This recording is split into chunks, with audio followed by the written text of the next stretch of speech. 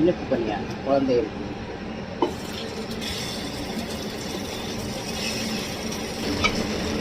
இது கார பணியாரம்னா வெங்காயம், சின்ன வெங்காயம், ஒரு அரை பச்சை மிளகா, கருவேப்பிலை, கொத்தமல்லி, கடலைப்பருப்பு, உளுந்தம்பருப்பு, கருவுளுந்தம்பருப்பு, பெருங்காயம், கருவேப்பிலை, கொத்தமல்லி எல்லாம் பொடியாக நறுக்கி இஞ்சி சேர்க்கணும்.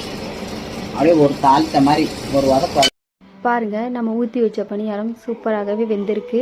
இதை பின்னாடி திருப்பி விட்டுக்குவோம், ஏன்னா அடிப்பகுதியும் நல்லா வேகணும். இந்த மாதிரி வெந்ததுக்கப்புறம் ஒரு கிண்ணத்தில் எடுத்து வச்சு நம்ம குழந்தைகளுக்கு கொடுத்துக்கலாம். சூப்பரான பணியாரம் தயார். காரமாவை ஊற்றி வச்சுருக்கோம், கொஞ்சம் எண்ணெய் ஊற்றிக்கிறணும்.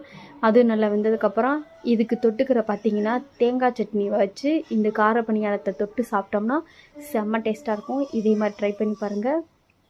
பிடிச்சிருந்தா லைக் பண்ணுங்கள், சப்ஸ்கிரைப் பண்ணுங்கள். வாங்க சாப்பிட்லாம்.